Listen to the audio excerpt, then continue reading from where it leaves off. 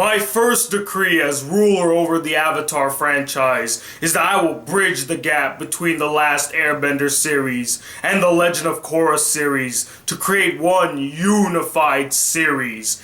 And anyone that stands in our way or decides to make a crappy movie adaptation of this series will be dealt with swiftly and viciously. All hail the Great Uniter!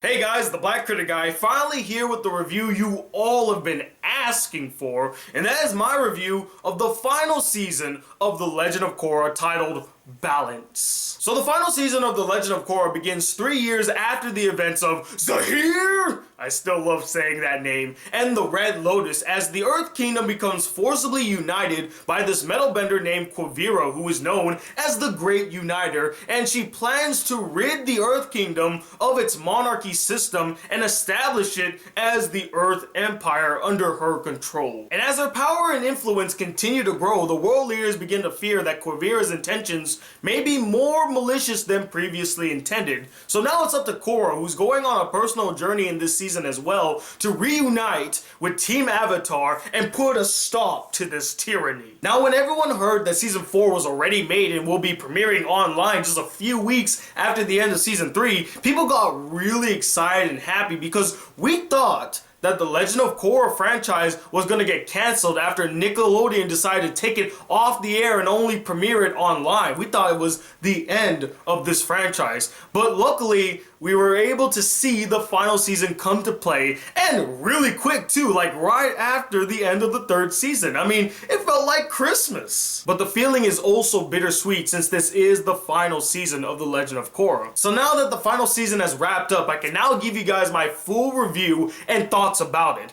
And for a final season to a series like this, I thought it was solid and well executed. Beginning with the animation, as always, the animation by Studio Mir for the most part was solid once more in this season, shining mostly during their intense action scenes. But I did have one problem with the animation in this season, and that is the fact that in some episodes, the backgrounds would be completely dead. Like there'd be no activity happening in the background. I just feel like a picture where people are just like standing there and not moving at all. Whereas in previous seasons, I felt like the backgrounds were more lively, there was more going on, there was more to see. In this season, not much happens in the background. It was just really bothersome. And I know it's not really their fault. There were a lot of budget cuts when making this season, so I understand.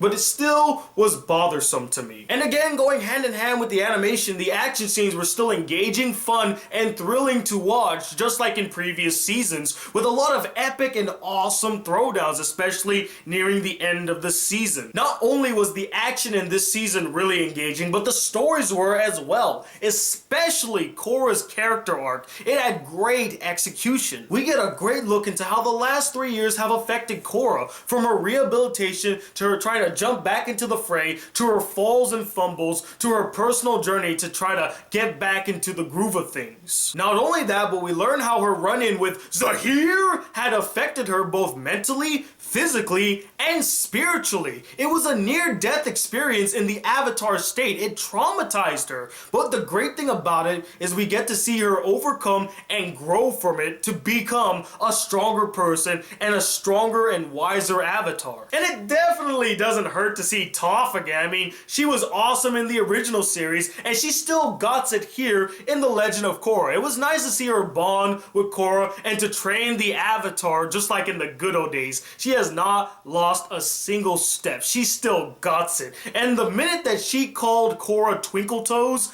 I think I nearly faded. And since we just talked about Toph, who is always awesome no matter what series she's in, the characters in this season are still pretty good, with some previous characters really surprising me at the fact that they have now become very interesting and really likable. The one character that surprised me in this season, and I cannot believe this actually happened, was Varric. Varric in this season became more interesting, likable, and pivotal to the story. Like, he actually served a purpose to the plot and was actually useful. And I love the fact that they gave Varric not only more screen time and development, but also a moral stance that made him more relatable and likable in this season. Because in previous seasons, especially the second season, he just came off as this arrogant, unsympathetic, and uncaring douchebag who is just extremely unlikable and annoying. But in this season, it's the complete 180. He's more interesting, he does more, and I actually liked his relationship and development with his assistant Jolie. I mean, I felt a bond between them, and I loved how their story ended. And honestly, the last real standout character in this season is the main antagonist, Quivira. She was a solid antagonist and an effective emissary slash opponent for the Avatar. Where she lacked in depth, she all but made up for in overall presentation. I mean, she was motivated, convincing, determined, fierce, and an overall badass. She was an effective villain for this season. And although her reasoning behind what she was doing was a bit of a stretch for me, I kinda saw where she was coming from. But if I'm being honest, all I really wanted to see was a really badass villain for season 4, and that's exactly what they delivered. And Zelda Williams, the daughter of Robin Williams, does the voice for Quivira, and I thought she did a solid job voicing the character. She made her come off as menacing, fierce, and strong. And the last thing that I'll mention about the characters is that I thought they executed the relationship development between characters very well in this season. It was so nice to see Asami reconnect with her father after years of not talking to him, and you know, they kind of clear the bad air between them. It's nice to see them bonding once more. I also enjoyed seeing the heated relationship between Lin and Toph come to play in this season, although it was a bit brief, and the way that they resolved the issue between the two was a bit rushed. I thought it was really well handled, and I liked it for the most part. You know what was also great to see? Janora, Iki, and Milo actually going on a mission together as siblings. You never got to see that in previous seasons, and you finally get that here in the fourth, and I thought they executed that very well, and I was happy to see it. And the last thing that I absolutely loved in this season was the last 3 episodes, the end game. It was executed excellently. I mean, the last 3 episodes were engaging and thrilling from beginning to end. I could not take my eyes off the screen. And the final moments of the series, I mean, it was just beautiful. The music, the animation, and just the way that the series concludes, I thought they handled it so well, and it was so bittersweet. It really touched me. Like, my heart broke inside hearing the music and seeing that animation and thinking to myself, this is the last time I'm ever gonna see a new episode of The Legend of Korra. Tears. But with all its good, it does have a couple problems with it. The first problem that I had with this season was, sadly, the clip show. Now keep this in mind before I continue. I am not mad at the creators for making a clip show. I understand that they had no choice. They were forced by the Nickelodeon execs to either make a clip show or fire half of their staff. And in my personal opinion, I felt like they made the right choice. You got to keep the family together to complete the final project. You can't fire half of your staff right in the middle of creating the last season of The Legend of Korra. That's such a dick move, and that's why I really hate the Nickelodeon execs for forcing them to make the clip show. I mean, that is such a dick move. It's so mean. So I understand that they had to make it. They were forced to. And finally, I'm not mad at the clip show itself. I thought for the most part it was handled pretty well. It's a good recap episode. What I hated about the clip show was that the first 10 minutes of this clip show was dedicated to one of the worst elements of The Legend of Korra, and they just had to remind us about it. And you know exactly what the fuck that is. The bullshit love triangle. I was so mad. I mean, I understand, guys, that you were forced to make a clip show, but why does this, out of all the other clips in this episode, this was the one that got the most attention? It was the longest one, 10 minutes long. The other ones were about 8 to about 5 minutes long. I cannot believe they gave that much attention and focus to probably the weakest and poorest element of the Legend of Korra, and they had to remind us about it. I was so mad.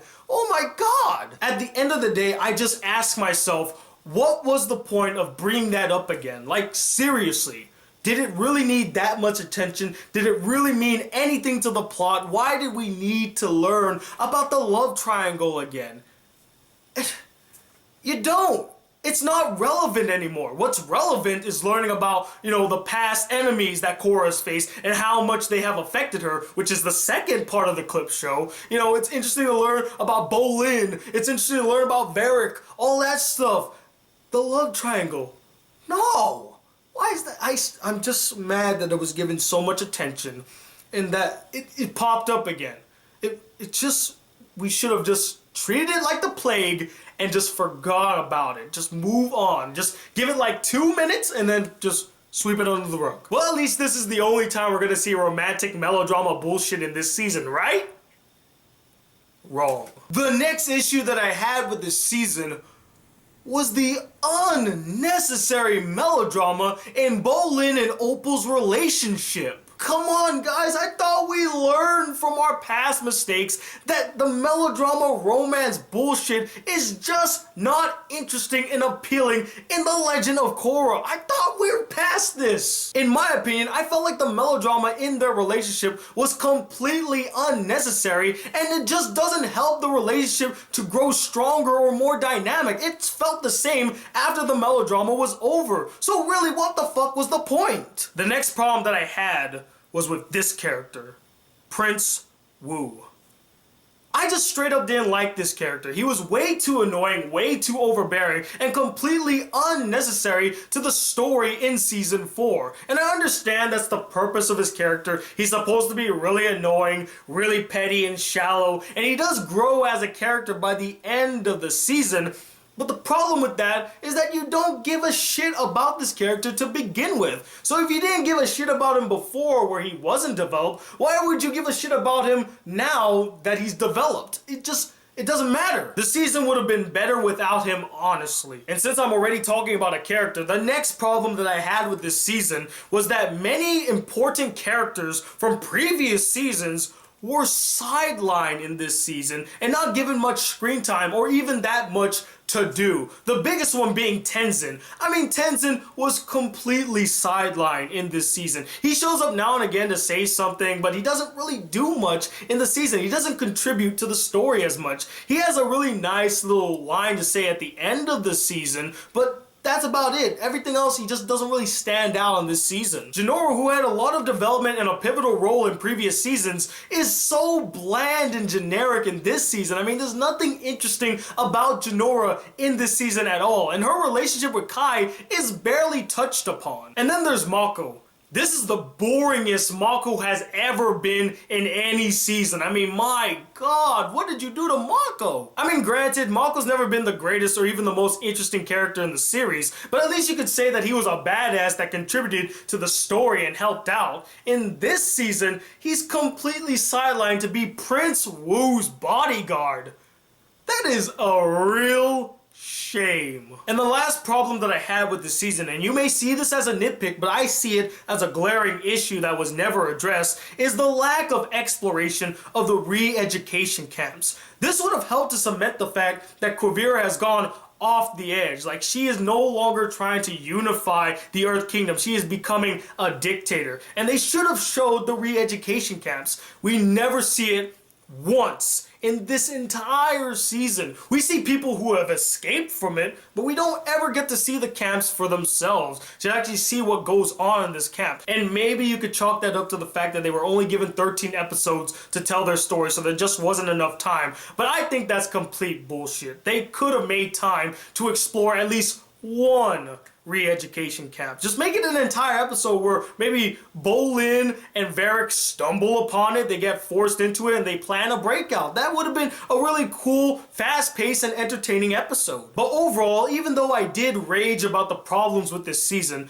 I still, for one, really enjoyed it and found it to be a really solid season that left me very satisfied. And that's why I'm going to give not only this season, but the entire Legend of Korra series a 4.5 out of 5 stars. I think that it is one hell of a series and one that you definitely should go check out if you have the time. As for shows that I would recommend that are very similar to The Legend of Korra, there is the obvious Avatar: The Last Airbender, which is a must watch. You have to see this series if you have not seen it. I actually met a guy last night that hasn't seen this series, and it shocked me. I cannot believe somebody hasn't seen this series already. If you have not, check it out. I also would recommend Teen Titans, which also focuses on a bunch of teenage superheroes that save the world from trouble on a day-to-day basis, and also Young Justice, which is a heavily underrated animated series, which I thought was really excellent. But anyway, what did you guys think? Not only of this season, but the series in general. Did you really like it? Did you find it really entertaining and worthwhile? Or did you find it really mundane and boring and a waste of time? And let me know, what is your favorite season of The Legend of Korra? Comment below and let me know. And this is not the last time you're gonna hear me talk about The Legend of Korra. Wink, wink. And until all my other videos come, guys, if you would like to be a part of the Black Critic crew and not miss out on a single epic video here on this channel, please hit that subscribe button below, like this video if you really enjoyed it, and I'm Tony Watt II, the Black Critic Guy. Till then, peace, YouTube!